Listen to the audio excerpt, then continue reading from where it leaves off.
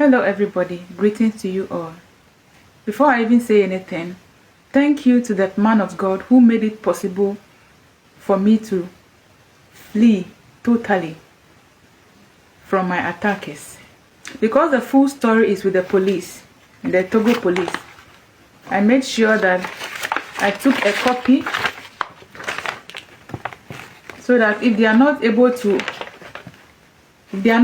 arrest the people, I can make an international case. This is an issue of human rights. I was kidnapped. I was taken to an isolation for several weeks. What happened? As you all know that I love my family. Anytime I go to Ghana, I try to visit my family in Togo. Looking back at my life, I realized that things were not the same again for me. You all have seen my challenges on social media. I spoke with my uncle in Togo because my father is a Togolese, to help me to find out why I faced certain challenges. And he said he would take me somewhere to do something called AFA. The spelling is AFA. I never heard the name before. So according to them, AFA initiation is something they will do for you. You have to buy goat and fowl and certain items. Then they will know what your destiny is. So when they know what your destiny is, there might be certain things or certain kinds of food that you will need to avoid, certain kind of colors that you may need to avoid, and certain kind of taboos that you may need to avoid so that your life will be straight. So he took me to the place. My uncle deceived me. He ran away. Initially, everything was fine. They took me to the place where this man performed this kind of rituals. Apparently, he is a ritual killer. Sikedru, blood money is what he does. I was in that house. I used to see a lot of Ghanaian boys going up and down. The man is a Togolese. He's originally from Benin. He doesn't speak Twi, so there is always a translator. I was hidden in a small room, so normally I hear what they say. These boys will come to this man. He will do certain things for them, give them a pot, and they will go and they will come back again. I didn't understand anything because all the things I was promised that I was going to do, I was there for so long, they were not doing the things for me. Before I realized, they took me to another place and to another place. And the final place that I was taken to, a big gated house. The building is in a big compound. They put me in a room that has a metal gate, lock me there, and then the main gate, that is a black tall gate, they will lock the gate and go with the key. You can see that I've lost weight. When I'm lucky, they bring me food once a day. As for how I was able to escape, and those who helped me to escape, and how come I'm still alive, is by the grace of Almighty God. When I escaped, I ran far to Nogokbo.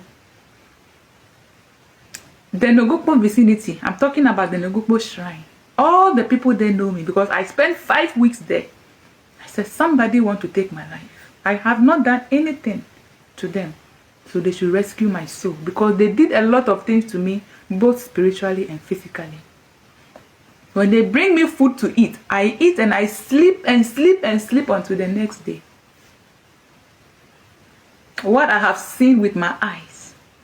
If someone had told me that truly, there is something called juju or spiritual money or how they sacrifice people, I wouldn't have ever believed it because I only saw it in Nigerian movies and I never knew that this can happen. The full story is with the police. I wouldn't want to contradict myself, so that is why I'm careful not to share step by step of how it happened. The police went to arrest him. He escaped. The second time, because finally they took me into their car to be able to identify and show them where I was taken to. He escaped on 2 different occasions. As it is now, we all know how things are done in Africa. Now, I have photos of the man and the photos of my uncle since they are running away. And the isolated place that I was taken to, the place is still there. I know there are other victims on the way coming. This man I'm talking about is a man who does things for people, like command charm. People go to him, and then sometimes he will tell me, you see this person, his relative is in abroad, and the relatives are stingy. So he does everything so that they will be sending money. I said, oh, okay. So this man does almost everything. And he's running away from the police. Now, I need legal advice from you people. Do you think that it is wise for me to post the location and the photos of this perpetrator online to help with an immediate arrest, or should I just leave it? I need help. Should I post these photos and some details that can help the police to get him, or should I leave it? Let me know so that I'll know what to do. God is great. I know that God made me go through this to rediscover myself, to come back to the right path. God knew that I was lost, but now I'm found. If you never believed that God exists, today I want to tell you that He exists. With no disrespect to all the spiritual leaders who helped me, no Gokbo, I went and knelt before the thunder god, Zakaja, that my hands are clean, so he should help me. Finally, when I was there, I saw that they had sent motor riders after me. I knew how some boys would see me and be looking on their phone and be looking at me. I knew that they were looking for me. How then do I escape from Nogokbo? It is only God. When I finally got to Accra, I ran into the house of God, a church, a very popular church. This man of God always preaches against immorality, that preserve yourself. And I'm call Hona. In 10, I'm to me back to Hamburg, and then in answer. I came back to Hamburg 3 days ago. That man of God, I don't want to mention your name because I need to protect you. So that I know people are laughing at me. That is that my face. I've lost weight because I wasn't eating. They were not giving me food. And your soul, my soul that has been rescued, to me is more important than makeup.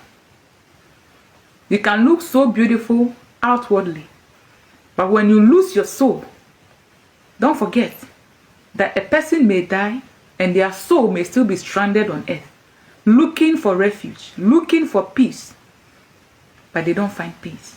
I am working on my soul, so you can mock me for all I care. Legal people, should I reveal the identity of this man who uses human beings as sacrifice for his deity, for money, or should I leave it?